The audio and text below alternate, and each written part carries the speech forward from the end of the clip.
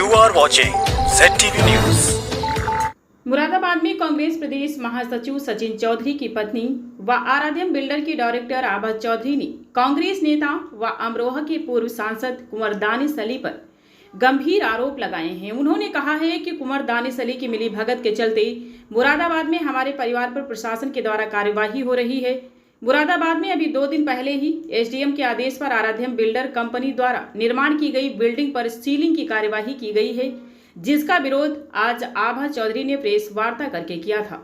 आपको बता दें कि 2024 में कांग्रेस से अमरोहा लोकसभा टिकट के दावेदार आभा चौधरी के पति सचिन चौधरी थे, लेकिन कांग्रेस ने कुंवर दानिश अली को लोकसभा का प्रत्याशी बनाकर चुनावी मैदान में उतार दिया था, लेकिन कुंवर दानिश अली चुनाव हार गए थे। आभा चौधरी का कहना है कि हार का कारण आज भी कुंवर दानिश अली सचिन चौधरी को मानते हैं, इसीलिए उन्हीं के इशारे पर हमारे परिवार पर लगातार यह कार्यवाही हो रही है। ये जहाँ पे मैं खड़ी हुई हूँ, ये मेरी कंपनी का कमर्शियल प्रोजेक्ट है आराध्यम बिजनेस सेंटर के नाम से। और 21 तारीख को एसडीएम सदर यहाँ पर कुछ लोगों के साथ में आए और मेरे ये जो बिल्डिंग है, इस बिल्डिंग को सील करके चले गए। तो उसी बारे में ये प्रेस वार्ता रखी गई थी। उन लोगों का कहना है कि हम पर किसी तरह की कोई रिकवरी निकलती है, जिसके चलते उन्होंने ये कार्रवाई की है, लेकिन उनके पास कोई भी नोटिस नहीं था मुझे दिखाने के लिए। केवल एक सिंपल पेपर चिपकाकर वो इस कार्रवाई को अंजाम दे के गए हैं।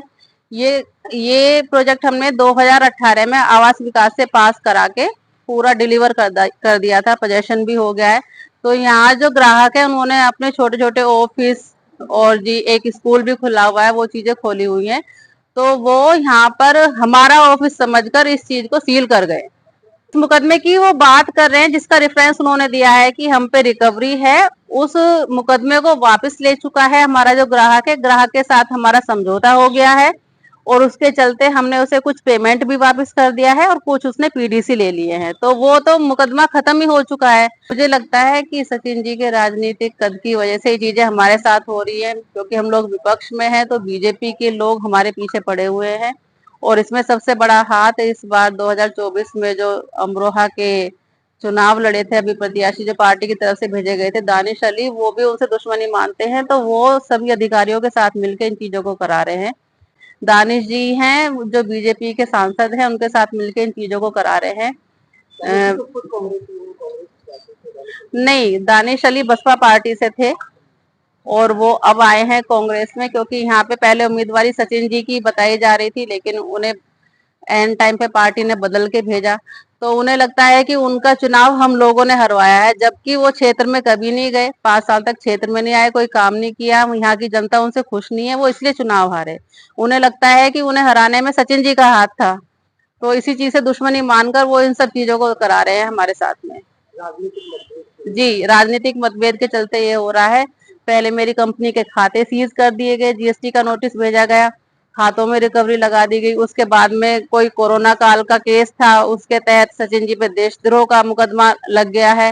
अब तीसरी कार्रवाई उन्होंने ये की है कि जो मेरा कमर्शियल प्रोजेक्ट है जिसे मैं दे चुकी हूँ ग्राहकों को, उसे सील कर गए।